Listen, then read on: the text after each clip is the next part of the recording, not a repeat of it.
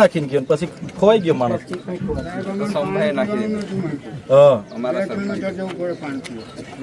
એ કામ એમને કરવું નથી. અહીંયા માસ્તરો નથી, શાળાના ઓરડા નથી, એ નથી કરવું. તમે બીજા બધા સાથે વાત કરો. અહીંયા વચ્ચે તાપસી નહીં નાખ્યા કરો. અહીંયા તમારી જમીન ગઈ હોય ને, તમારું ઘર તૂટતું તો તમને ભાન આવી જતી. અરે એ જ મુદ્દો છે. તમે ઘરો તોડી નાખો એટલે અમારે હું ચલાવી લેવાનું છે. એ જ મુદ્દો. તમારા ઘર તોડી નાખો ને અમે ચાલો. તમારી પોલીસ આજે નકલી બોગસ દાખલા બનાવ્યા છે આવકના જાતિના કારે પકડવાની. તમારે પણ ટાઈમ નથી કરે. અહીંયા બધું તમારું ઊભું છે મને રોકીને. અરે પણ સાહેબ, આ લશ્કર 1 કલાકથી મેં વાત કરાવો. એસપી સાહેબ હાથે મને વાત કરો. અમારે હવે 4 જણા જઈને આવેદન આપવાનું છે. નથી જવા દેતા. અમારે શું કરવાનું? અમારા અધિકારો નથી સાહેબ, અમારા અધિકારો નથી આવેદનપત્ર આપવાનું. તમે કહો, તમે કીધું પરવાનગી માંગો. અમે પરવાનગી માંગી, નથી મળી. ચાલો અમે 4 જણ આવવા માંગીએ છીએ. તેમાં પણ આ લોકો મને સહકાર નથી આપતા. એટલે અમારે શું? ના સાહેબ તમે આમની હાથે વાત કરો. આ ટીંગાટોળી કરવાની વાત કરે છે, અટકાવવાની વાત કરે છે, નહીં જવા દેવાની. આવી રીતના થોડી અમે આવેદનપત્ર આપવા જઈએ છીએ. તમે બધા અહીંયા રહેજો. હા કે પછી આપણે અમારું આવેદનપત્ર પતી જાય કહી દે એટલે પોતપોતાના ઘરે શાંતિથી પહોંચી જશે. તૈયાર છો ને બધા? બસ ચાલો. અરે પણ એ લોકો અહીંથી ત્યાં થોડા ઉડીને આવવાના છે યાર. તમે તમારા આટલા બધા ચેકપોસ્ટો છે.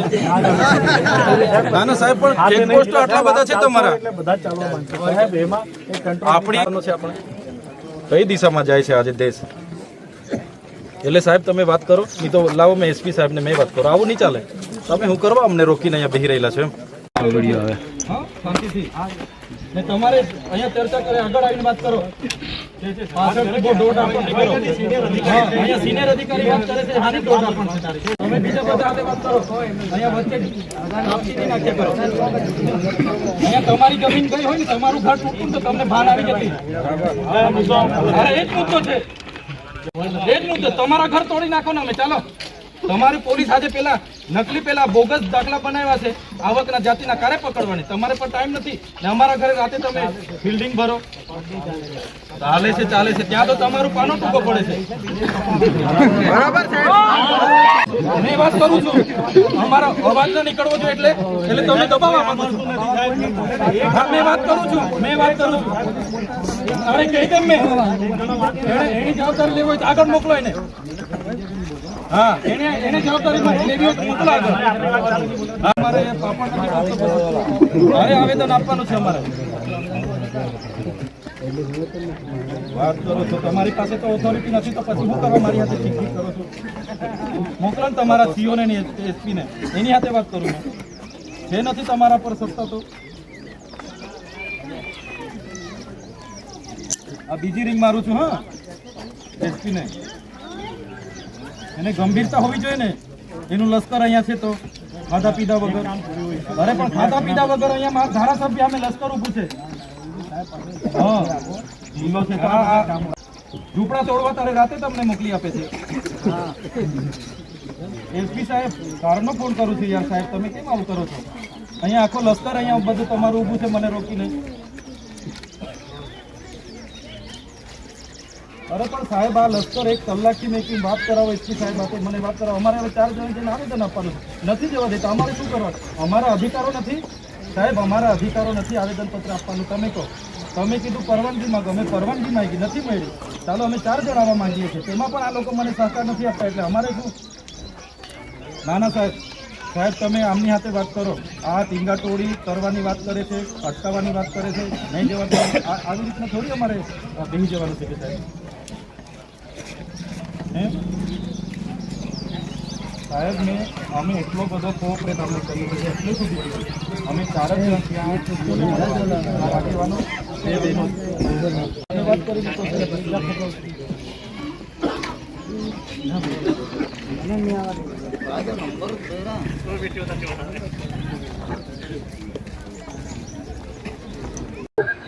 સર, તમે સીઓ ને મળીને આવ્યા આજના કાર્યક્રમ બાબતે, તો શું વાતચીત થઈ અને શું આશ્વાસન? અમારો બધાનો આગ્રહ હતો કે તમામ અસરગ્રસ્તો અને અમે બધા જ આગેવાનો સીઓ શ્રીની ઓફિસે જે મળીએ, ચર્ચા કરીએ.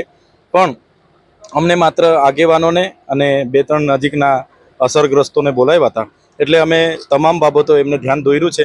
ત્યારે એમને અઠવાડિયાનું આશ્વાસન અમને આપ્યું છે કે જે પણ લોકોના ખોટી રીતે ઘરો તોડી પાડવામાં આવ્યા હશે તો અમે તપાસ કરીને અઠવાડિયામાં એમનું જે કંઈ વળતર આપવાનું થશે તે અમે આપીશું. અને એમને એમના જે પણ લાભો સરકારની ધારાધોરણમાંથી આવતા હશે અમે આપીશું. બીજું, અમે 73 ડબલ એની જમીનો શ્રી સરકાર કરીને જે બીજા લોકોને પધરાવી દીધી છે એવા 40 જણની પણ અમે વાત કરી છે.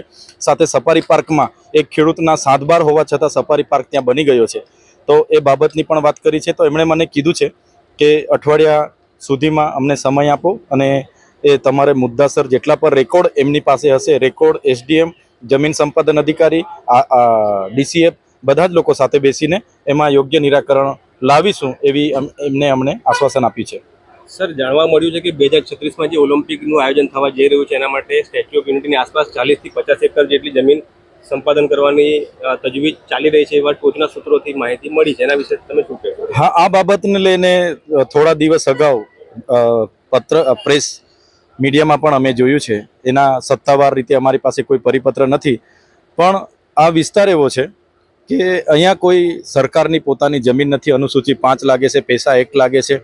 અહીંયા કોઈ પણ જાતના ગ્રીન ટ્યુબ્યુલર, ફોરેસ્ટ કે કોઈ પણ જાતની ECની પરવાનગી વગર બારોબાર રાતોરાત પ્રોજેક્ટો ઠોકી દેવામાં આવે છે. બીજું કે જે મૂળ લોકો આ વર્ષોથી અહીંયા રહે છે એવા લોકોના ઝૂંપડા તોડીને જમીન એકવાએક કરવામાં આવે છે. ત્યારે એનો અમે સખત વિરોધ કરીએ છીએ. અમારા લોકોએ ભૂતકાળમાં નર્મદા ડેમ હોય કે આ સ્ટેચ્યુ ઓફ યુનિટી હોય, વિયર ડેમ હોય, આજુબાજુના તમામ ભવનોમાં, આવાસોમાં, રોડ રસ્તામાં એટલી બધી જમીનો આપી છે અને અમારા લોકોને જ રોજગારી કરવા દેવામાં નથી આવતી. તો અહીંયા ઓલિમ્પિક થશે કે દુનિયાની કંઈ પણ થશે પણ એનાથી આદિવાસીનો વિકાસ થવાનો નથી. સ્ટેચ્યુ ઓફ યુનિટી બની છે, વિશ્વની સૌથી ઊંચી પ્રતિમા છે. 10 કિલોમીટર ચાપડ ગામમાં રોડ રસ્તા નથી, દવાખાના નથી, શાળા નથી, આંગણવાડી નથી. એક ડિલિવરી વાળા બેન પ્રસૂતિથી પીડાઈને ઝોલીમાં લઈ જતા રસ્તે મરી જાય છે. તો કહેવાનો મતલબ ઊંચી પ્રતિમા બનાવવાથી, ઓલિમ્પિક થવાથી, સફારી પાર્ક બનવાથી, બિલ્ડિંગો બનાવવાથી આદિવાસીઓનો વિકાસ નથી થવાનો. આદિવાસીઓનો વિકાસ ત્યારે થશે એમને નર્મદાનું પાણી આપો સિંચાઈ માટે, સારી શાળા આપો, યુનિવર્સિટી આપો, કોલેજ આપો, રોજગારી આપો, ત્યારે અમારા લોકોનો વિકાસ થવાનો છે. બાકી આવા પ્રોજેક્ટો આવવાથી અમારો વિકાસ થવાનો નથી. ઓકે, આ લારી બંધ જ રખાવે છે, ખોલવા નહીં જતા. કોને ખોલવા દીધું તમારી લારી? આ પોલીસ વાળા જ આવે ને બંધ કરાવે ને પેલે અહીંયા અત્યારે નવા આવેલા છે ને સાહેબો એ જ. શું નામ તમારું ને કયા ગામમાં રહો છો? અમે અહીંયા ગોળા કોલોનીમાં જ રહું છું. મેં લારી કઈ છે તમારી? આ લારી આ ઊભી થાકી રહી પાસ. તમારી જમીન ગયેલી છે કોઈ એમાં? જમીન તો અમારી પહેલી જેલી છે પણ હવે શું કરવાનું કે સોરપાડના મંદિરમાં. હા હા. શું માંગ છે તમારી? મારું સોમા મથુર. શું માંગ છે તમારી? તમારે શું થવું જોઈએ? મારા લારી ખુલ્લું જોઈએ.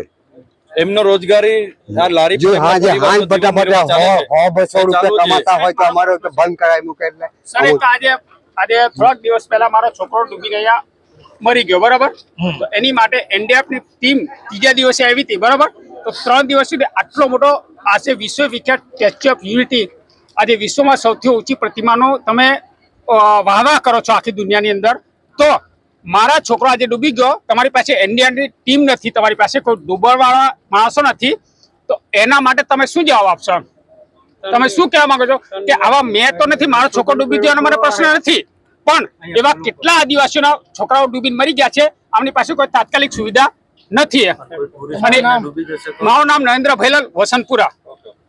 વૈષ્ણવજન તો તેને કહીએ જે પીડ પરાઈ.